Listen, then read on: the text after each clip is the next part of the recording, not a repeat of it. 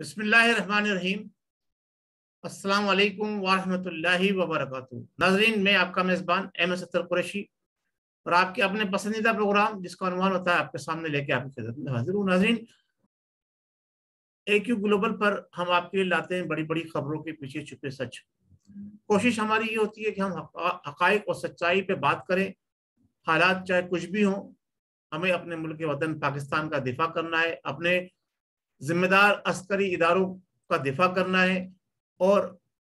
جو سچائی ہے اس کو سامنے لانا ہے۔ ناظرین، OIC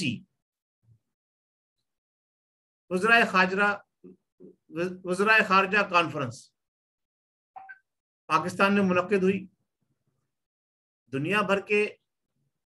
اسلامی ممالک نے اس میں شرکت کی۔ ایک طرف OIC کا اجلاس جاری تھا، دوسری طرف اپوزیشن کے انتہائی ذمہ داران طرح طرح کی بیان بازی، گو کہ انہوں نے جلسہ موخر کر دیا وہ علیحدہ بات ہے، لانگ مارچ موخر کر دیا، ڈیلے کر دیا وہ علیحدہ بات ہے، لیکن دیکھنا یہ ہے کہ ان تمام حالات کے باوجود ملک کے اندر اسٹیبلٹی کیسی نظر آئی اس دوران۔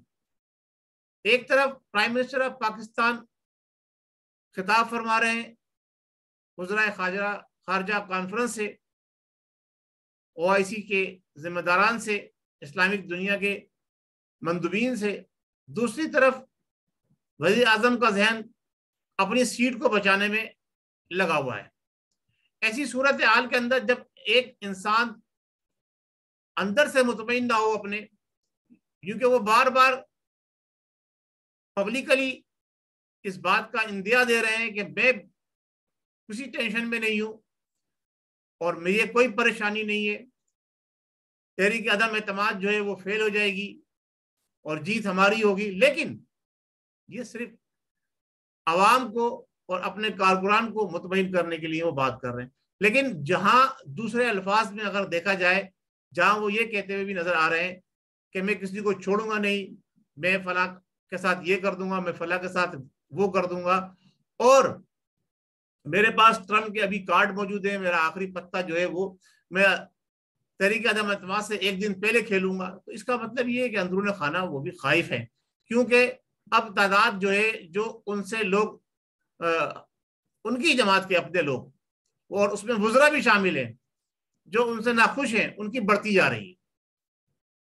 تو اس صورتحال کے اندر ایک آدمی یک ذہن ہو کے کیسے کام کر سکتا ہے؟ بہرحال پھر بھی کچھ بھی ہو کہ 74 کے بعد یہ پاکستان کو پھر اعزاز حاصل ہوا کہ جناب علی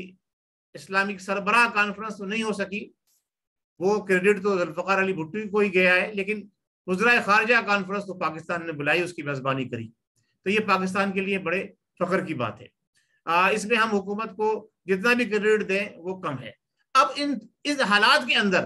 کہ جب حکومت پہ شب خون مارا جا رہا ہو اور وہ اس قسم کے اقدام کرے، تو اس سے نظر آتا ہے کہ ملک وطن پاکستان کے اندر کوئی سچا لیڈر، کوئی پاکستان کا مخلص یہ سارے کام کر سکتا ہے، تو وہ اب کون کر رہا ہے یہ آپ کے سامنے ہے۔ لیکن دوسری طرف اگر ہم نظر اٹھا کے دیکھیں، جو اسلامی سربراہی کانفرنس ہو، چاہے OIC کا اجلاس ہو، چاہے اقوام متحدہ کے اندر اسلامو فوبیا کو جناب علی ایک دن منانے قرار دیا جا رہا ہو، یہ ساری چیزیں صرف مانوی، یہ عملی اقدام کیا ہیں؟ دیکھیں، اس OIC کے اثرات، اس کانفرنس کے اثرات مسلمان کنٹریز پہ کیا پڑتے ہیں، یہ بات ہوگی دیکھنے کی، غور کرنے کی۔ لیکن ماضی میں اگر ہم جائیں، ہم اگر سر اٹھا کر دیکھیں، تو جب اسلامک یہ OIC بنی، اس وقت جتنے لوگ OIC کو بنانے کے اندر اہم جنہوں نے کردار ادا کیا تھا، ان کے ساتھ یہود و نصارہ نے اور ان لادینی قوتوں نے کیا کیا، وہ کھلی کتاب کی طرح سے آپ کے سامنے، چاہے شاہ فہد ہو، چاہے شاہ فیصل ہو، چاہے ذوالفقار علی بھٹو ہو، چاہے یاسر عرفات ہو، چاہے کرنل قذافی ہو، چاہے دوسرے دیگر اسلامی ممالک کے سربراہ ہوں، ان سب کے ساتھ اس سو کارڈ لبرل، سو کارڈ جسے کہتے ہیں تعلیم یافتہ، جو سو کارڈ انسانیت کا درس دینے والی اس موجودہ سوسائٹی نے کیا کیا، یعنی کرنٹ سوسائٹی کو بھی لے لیں اور ہم ماضی پہ بھی چلے جائیں تو ہمیں یہی نظر آئے گا کہ جب کسی نے خاص طور سے اسلام کی بات کی ہے، اسلام کی سربلندی کی بات کی ہے، تو اس کا سر کچلا گیا ہے۔ ناظرین، اب ہم نے دیکھنا یہ ہے کہ ملک وطن پاکستان اور اس کے سربراہ موجودہ، چاہے وہ غیر آئینی ہے، چاہے وہ غیر قانونی ہے، چاہے غیر، اب وہ اپنی جو ہے وہ کھو چکے ہیں اپنی جو استحقاق ہے ان کا کہ جناب پرائم منسٹر رہنے کا، کیونکہ 20 سے زیادہ 25 سے زیادہ ایم ان کو چھوڑ چکے ہیں، ان کے ساتھ نہیں ہیں، لیکن اس کے باوجود سربراہ تو ابھی ہے نا ملک کے، چاہے وہ کیسے بھی ہیں۔ اب کوئی اگر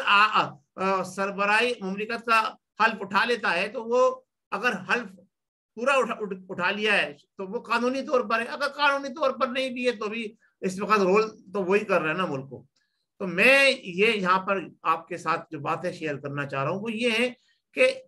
اب دیکھنا یہ ہے کہ اس کانفرنس کے بعد اسلامی دنیا کے اوپر کیا اثرات مرتب ہوتے ہیں، یا صرف اور صرف اقوام متحدہ میں پرائم منسٹر آف پاکستان کی کشمیر کے اوپر تقریر، جس کا وہ ساری عمر جو ہے ان کے پی ٹی آئی کے کارکنان اور ذمہ داران حوالہ دیتے رہیں گے کہ ایسی تقریر، یا کیا نام ہے وزیر اعظم کا خود ساختہ خود کریٹڈ وہ فلسفہ کہ جناب علی امریکہ کو ہم نے جواب دے دیا کہ اب ہم کسی کے غلام نہیں ہیں، لیکن نظر ایسا پریکٹیکلی آ نہیں رہا۔ دیکھیں جو کچھ بھی ملک کے اندر اس وقت ہو رہا ہے وہ اس کے تانے بانے ملک سے نہیں چل رہے، بیرونی دنیا سے چل رہے ہیں، اور یہ میں نہیں کہہ رہا، بہت سارے سینئر ذمہ دار صحافی اور تجزیہ نگار اس ساری باتوں کو کوٹ کر رہے ہیں کہ یہ جو کچھ بھی عمل ہو رہا ہے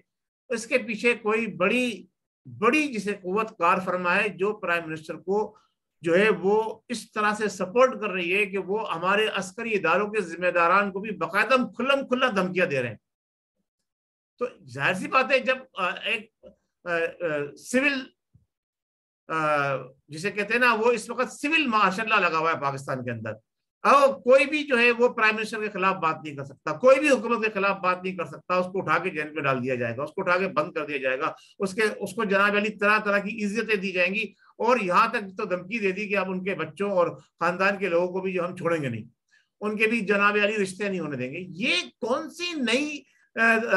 طرز حکومت اختیار کی ہے؟ مدینے کی ریاست کا تصور دینے والے، مدینے کی ریاست کا تصور دینے والے تو جناب وہ لوگ تھے جو مدینے کی ریاست چلا رہے تھے کہ اگر فرات کے کرانے کتا بھی پیاس اور بھوک سے مر جائے تو اس کا ذمہ دار امیر المومنین ہوگا، خلیفہ وقت ہوگا۔ یہاں خلیفہ وقت کی جگہ پرائم منسٹر ہے، تو پاکستان میں کتنے لوگ بھوک سے مر رہے ہیں، کتنے خودکشی کر رہے ہیں، کتنی جناب علی تنگ دستی کی وجہ سے جناب علی اپنی اولادوں کا گلا کاٹ رہے ہیں، انہیں جناب علی جو ان کی جانیں لے رہے ہیں۔ یہ تو وہی کلچر دوبارہ آ گیا جو عقائد عالم سید المرسلین خاتم النبیین محمد مصطفیٰ صلی اللہ تعالی علیہ وسلم نے کلچر ختم کیا تھا۔ یعنی آپ صلی اللہ علیہ وسلم کے اسلام لانے سے پہلے جو عرب کے اندر ہوتا تھا وہ دنیا جانتی ہے کیا ہوتا تھا وہاں پر، کس طرح سے زندہ جناب علی بچیوں کو دفن کر دیا جاتا تھا، عورتوں کو کس طرح سے نیلام اور سرعام بیچا جاتا تھا، برہنہ کر کے ان کی بولیاں لگائی جاتی تھی۔ تو اب یہ موجودہ حکومت اس میں پیچھے تو نہیں ہے اس کلچر کو متعارف کرانے میں، تو پھر کیسی اسلامی ریاست، پھر کیسا OIC، یہ سارا کیا ڈھونگ ہے؟ یہ اب اس کے نتائج ہمیں بتائیں گے۔ جو OIC کا اجلاس ہوا ہے اس کے بعد کیا نتائج آتے ہیں، یہ سارا ہمیں پتہ چلے گا کہ یہ سارا ڈھونگ ہے یا اس میں حقیقت کی ہے، اور حقیقت ہے تو یہ بہت خوش آئند بات ہے، اور یہ بہت ہی جسے کہتے ہیں کہ ذمہ دارانہ والا کام کیا گیا ہے۔ اگر ان تمام چیزوں کے پیچھے وزیر اعظم صاحب کی نیک نیتی شامل ہے، ان کے رفقا کار کی نیک نیتی شامل ہے، تو اس کو ہم سلام پیش کرتے ہیں۔ ہاں اگر ہاتھی کے دانت دکھانے کے اور ہیں اور کھانے کے اور ہیں، جیسا کہ نظر آ رہا ہے، جو کچھ ہم دیکھتے آئے جب سے اس حکومت میں نیازی صاحب نے حکومت سنبھالی ہے کہ کہا کچھ ہے کیا کچھ ہے، صحیح ہے، مسلمانوں کو اور بالخصوص عوام پاکستان کو کتنی تکلیفیں پہنچائی ہیں، یہ سب آپ لوگ جانتے ہیں اور آپ لوگ دیکھ رہے ہیں, آپ کے سامنے سب کچھ ہو رہا ہے, آپ کی کھلی آنکھوں کے سامنے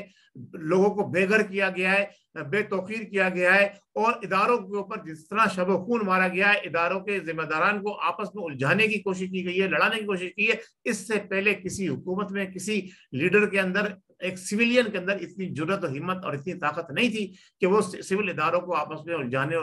عسکری اداروں کے ذمہ داروں کو آپس میں الجھانے اور لڑانے کی بات کر سکے. یہاں تو کھلم کھلا وہ بات کی جا رہی ہے. میں ابھی ایک ویڈیو کلپ دیکھ رہا تھا سوشل میڈیا کے اوپر, اس میں بتایا گیا جناب علی کہ ہمارے ایک سینئر اینکر ہیں, میں نام اس وقت نہیں لینا چاہ رہا ان کا, انہوں نے کہا جی وزیر اعظم صاحب سے 3 سوال کیے, تینوں کا جواب انہوں نے جناب علی ٹال دیا. تو اب جب صورتحال یہ ہے کہ آرمی چیف کے نامزد کرنے کے اوپر جو ان کے سوالات تھے ان کو ٹال دیا گیا, تو اب ساری چیزیں یہ دیکھنی ہے کہ ان تمام معاملات کے اندر ہم کہاں کھڑے ہیں اور کیسے کھڑے ہیں, اور اب ہم جو ہے وہ پاکستان کو کس نہج پر ڈال کر آگے ترقی کی منازل طے کریں گے.